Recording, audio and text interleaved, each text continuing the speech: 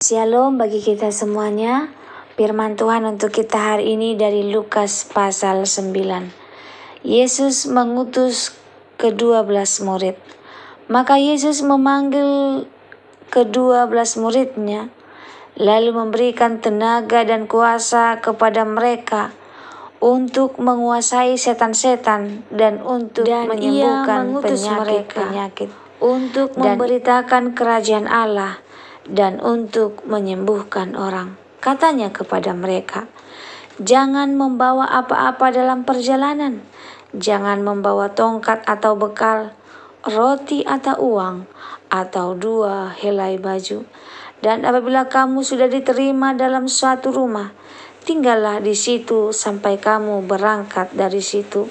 Dan kalau ada orang yang tidak mau menerima kamu, keluarlah dari kota mereka dan kebaskanlah debunya dari kakimu sebagai peringatan terhadap mereka. Lalu pergilah mereka dan mereka mengelilingi segala desa sambil memberitakan Injil dan menyembuhkan orang sakit di segala tempat. Herodes dan Yesus. Herodes raja wilayah mendengar segala yang terjadi itu, dan ia pun merasa cemas, sebab ada orang yang mengatakan bahwa Yohanes telah bangkit dari antara orang mati. Ada lagi yang mengatakan bahwa Elia telah muncul kembali, dan ada pula yang mengatakan bahwa seorang dari nabi-nabi dahulu telah bangkit. Tetapi Herodes berkata, Yohanes telah kupenggal kepalanya. Siapa gerangan dia ini yang kabarnya melakukan hal-hal demikian? Lalu ia berusaha supaya dapat bertemu dengan Yesus. Yesus memberi makan 5.000 orang. Sekembalinya rasul-rasul itu menceritakan kepada Yesus apa yang telah mereka kerjakan. Lalu Yesus membawa mereka dan menyingkir ke sebuah kota yang bernama Betsaida, sehingga hanya mereka saja bersama dia. Akan tetapi orang banyak mengetahuinya, lalu mengikuti dia. Ia menerima mereka dan berkata-kata kepada mereka tentang kerajaan Allah, dan ia menyembuhkan orang-orang yang memerlukan penyembuhan. Pada waktu hari mulai malam datanglah ke-12 muridnya kepadanya dan berkata, suruhlah orang banyak itu pergi, supaya mereka pergi ke desa-desa dan kampung-kampung sekitar ini untuk mencari tempat penginapan dan makanan, karena di sini kita berada di tempat yang sunyi. Tetapi ia berkata kepada mereka, kamu harus memberi mereka makan. Mereka menjawab, yang ada pada kami tidak lebih daripada 5 roti dan 2 ikan, kecuali kalau kami pergi membeli makanan untuk semua orang banyak ini. Sebab di situ ada kira-kira 5.000 orang laki-laki. Lalu ia berkata kepada murid-muridnya, suruhlah mereka duduk berkelompok-kelompok, kira-kira 50 orang sekelompok. Murid-murid melakukannya dan menyuruh semua orang banyak itu duduk.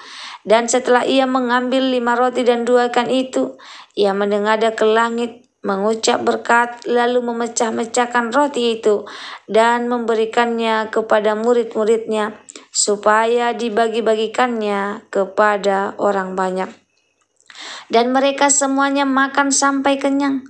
Kemudian dikumpulkan potongan-potongan roti yang sisa sebanyak 12 bakul. Pengakuan Petrus. Pada suatu kali ketika Yesus berdoa seorang diri, datanglah murid-muridnya kepadanya, lalu ia bertanya kepada mereka, kata orang banyak, siapakah aku ini? Jawab mereka, Yohanes Pembaptis. Ada juga yang mengatakan Elia. Ada pula yang mengatakan bahwa seorang dari nabi-nabi dahulu telah bangkit. Yesus bertanya kepada mereka, menurut kamu siapakah aku ini? Jawab Petrus, Mesias dari Allah. Lalu Yesus melarang mereka dengan keras supaya mereka jangan memberitahukan hal itu kepada siapapun. Pemberitahuan pertama tentang penderitaan Yesus dan syarat-syarat mengikut dia. Dan Yesus berkata, anak manusia harus menanggung banyak penderitaan dan ditolak oleh tua-tua, imam-imam kepala dan ahli-ahli Taurat, lalu dibunuh dan dibangkitkan pada hari yang ketiga. Katanya kepada mereka semua, Setiap orang yang mau mengikut aku ia harus menyangkal dirinya, memikul salibnya setiap hari dan mengikut aku. Karena barang siapa mau menyelamatkan nyawanya, ia akan kehilangan nyawanya. Tetapi barang siapa kehilangan nyawanya karena aku, ia akan menyelamatkannya. Apa gunanya seorang memperoleh seluruh dunia, tetapi ia membinasakan atau merugikan dirinya sendiri? Sebab barang siapa malu karena aku dan karena perkataanku, Anak Manusia juga akan malu karena orang itu. Apabila datang kelak dalam kemuliaannya dan dalam kemuliaan Bapa dan malaikat-malaikat kudus, aku berkata kepadamu, sesungguhnya di antara orang yang hadir di sini ada yang tidak akan mati sebelum mereka melihat kerajaan Allah. Yesus dimuliakan di atas gunung. Kira-kira 8 hari sesudah segala pengajaran itu, Yesus membawa Petrus, Yohanes, dan Yakobus lalu naik ke atas gunung untuk berdoa. Ketika ia sedang berdoa, rupa wajahnya berubah dan pakaiannya menjadi putih berkilau-kilau. Dan tampaklah 2 orang berbicara dengan dia, yaitu Musa dan Elia.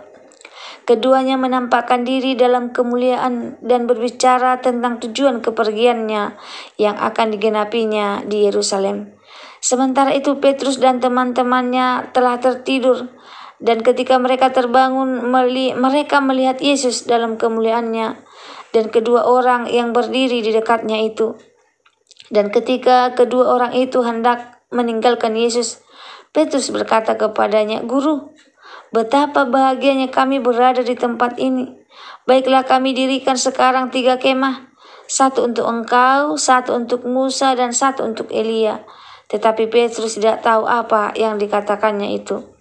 Sementara ia berkata demikian, datanglah awan menaungi mereka. Dan ketika mereka masuk ke dalam awan itu, takutlah mereka. Maka terdengarlah suara dari awan itu yang berkata, "Inilah anakku yang kupilih, dengarkanlah dia." Ketika suara itu terdengar, nampaklah Yesus tinggal seorang diri, dan murid-murid itu merahasiakannya. Dan pada masa itu mereka tidak menceritakan kepada siapapun apa yang telah mereka lihat itu. Yesus mengusir roh dari seorang anak yang sakit. Pada keesokan harinya ketika mereka turun dari gunung itu, datanglah orang banyak berbondong-bondong menemui Yesus. Seorang dari orang banyak itu berseru, katanya, "Guru, aku memohon supaya engkau menengok anakku, sebab ia adalah satu-satunya anakku. Sewaktu-waktu ia diserang roh, lalu mendadak ia berteriak dan roh itu menggoncang-goncangkannya sehingga mulutnya berbusa. Roh itu terus saja menyiksa dia dan hampir-hampir tidak mau meninggalkannya. Dan aku telah meminta kepada murid-muridmu supaya mereka mengusir roh itu, tetapi mereka tidak dapat." Maka kata Yesus, "Hai kamu angkatan yang tidak percaya dan yang sesat, berapa lama lagi aku harus tinggal di antara kamu dan sabar terhadap kamu? Bawa anakmu itu kemari." Dan ketika anak itu mendekati Yesus, setan itu membantingnya ke tanah dan menggoncang-goncangkannya. Tetapi Yesus menegur roh jahat itu dengan keras dan menyembuhkan anak itu, lalu mengembalikannya kepada ayahnya. Pemberitahuan kedua tentang penderitaan Yesus. Maka takjublah semua orang itu karena kebesaran Allah. Ketika semua orang itu masih heran karena segala yang diperbuatnya itu, Yesus berkata kepada murid-muridnya, "Dengarlah dan camkanlah segala perkataanku ini. Anak Manusia akan diserahkan ke dalam tangan manusia. Mereka tidak mengerti perkataan itu, sebab artinya tersembunyi bagi mereka, sehingga mereka tidak dapat memahaminya, dan mereka tidak berani menanyakan arti perkataan itu kepadanya." Siapa yang terbesar di antara para murid? Maka timbullah pertengkaran di antara murid-murid Yesus tentang siapakah yang terbesar di antara mereka. Tetapi Yesus mengetahui pikiran mereka. Karena itu ia mengambil seorang anak kecil dan menempatkannya di sampingnya dan berkata kepada mereka, "Barang siapa menyambut anak ini dalam namaku, ia menyambut aku. Dan barang siapa menyambut aku, ia menyambut dia yang mengutus aku. Karena yang terkecil di antara kamu sekalian, dialah yang terbesar." Seorang yang bukan murid Yesus mengusir setan. Yohanes berkata, "Guru, Kami lihat seorang mengusir setan demi namamu, lalu kami mencegah orang itu karena ia bukan pengikut kita. Yesus berkata kepadanya, jangan kamu cegah, sebab barang siapa tidak melawan kamu, ia ada di pihak kamu. Yesus dan orang Samaria. Ketika hampir genap waktunya Yesus diangkat ke surga, ia mengarahkan pandangannya untuk pergi ke Yerusalem. Dan ia mengirim beberapa utusan mendahului dia.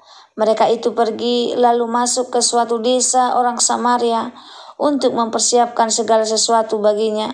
Tetapi orang-orang Samaria itu tidak mau menerima dia karena perjalanannya menuju Yerusalem. Ketika dua muridnya yaitu Yakobus dan Yohanes melihat hal itu, mereka berkata, Tuhan, apakah engkau mau supaya kami menyuruh api turun dari langit untuk membinasakan mereka? Akan tetapi ia berpaling dan menegur mereka. Lalu mereka pergi ke desa yang lain. Hal mengikut Yesus. Ketika Yesus dan murid-muridnya melanjutkan perjalanan mereka, berkatalah seorang di tengah jalan kepada Yesus, Aku akan mengikut engkau kemana saja engkau pergi. Yesus berkata kepadanya, Serigala mempunyai liang dan burung mempunyai sarang, tetapi anak manusia tidak mempunyai tempat untuk meletakkan kepalanya. Lalu ia berkata kepada seorang lain, Ikutlah aku. Tetapi orang itu berkata, Izinkanlah aku pergi dahulu menguburkan Bapakku. Tetapi Yesus berkata kepadanya, biarlah orang mati menguburkan orang mati, tetapi engkau pergilah dan beritakanlah kerajaan Allah di mana-mana. Dan seorang lain lagi berkata, aku akan mengikut engkau Tuhan, tetapi izinkanlah aku pamitan dulu dengan keluargaku. Tetapi Yesus berkata, setiap orang yang siap untuk membajak tetapi menoleh ke belakang, tidak layak untuk kerajaan Allah. Renungan untuk kita hari ini dari Lukas 9 ayat 1 sampai 62. Mengikut Yesus dengan sungguh-sungguh. Pasal ini memperlihatkan perjalanan iman murid-murid bersama Yesus dari pengutusan, melihat mujizat, mendengar nubuatan, penderitaan, sampai dipanggil untuk menyangkal diri. Lukas 9 menegaskan bahwa menjadi murid Yesus bukan sekedar ikut karena mujizat, tetapi hidup dalam penyerahan penuh. Ayat 1-17, mengikut Yesus berarti belajar percaya penuh. Murid diutus tanpa bekal supaya mereka bergantung sepenuhnya pada Tuhan. Yesus memberi makan 5.000 orang hanya dengan 5 roti dan 2 ikan. Yesus cukup untuk semua kebutuhan kita. Dalam pelayanan dan hidup sehari-hari, jangan andalkan kekuatan sendiri. Percayalah Tuhan sanggup mencukupkannya. Selanjutnya ayat 18-36, mengikut Yesus berarti siap menyangkal diri. Petrus mengakui Yesus sebagai Mesias, tetapi Yesus langsung berkata bahwa ia harus menderita. Murid dipanggil menyangkal diri, memikul salib setiap hari dan mengikut dia. Perubahan rupa di gunung mengingatkan bahwa kemuliaan hanya datang setelah ketaatan dan penderitaan. Mengikut Yesus bukan janji hidup nyaman, tetapi panggilan untuk taat meski harus berkorban. Ayat 37-62, mengikut Yesus berarti hidup fokus dan setia. Murid masih bertengkar soal siapa terbesar, tetapi Yesus mengajarkan kerendahan hati. Orang Samaria menolak Yesus, murid ingin membalas, tetapi Yesus memilih jalan kasih. Syarat mengikut Yesus, jangan menoleh ke belakang, jangan menunda, jangan terikat dengan hal-hal dunia. Iman harus fokus pada Yesus. Jangan mundur, jangan menoleh ke masa lalu, tapi tetap setia sampai akhir. Kesimpulan Lukas 9 mengajarkan kita bahwa kita dipanggil percaya penuh pada kuasa Tuhan. Kita harus menyangkal diri dan memikul salib. Kita diminta fokus dan setia sampai akhir. Mengikut Yesus adalah panggilan total, bukan setengah hati. Semoga firman Tuhan hari ini menjadi berkat bagi kita. Terima kasih, Tuhan Yesus memberkati. Shalom.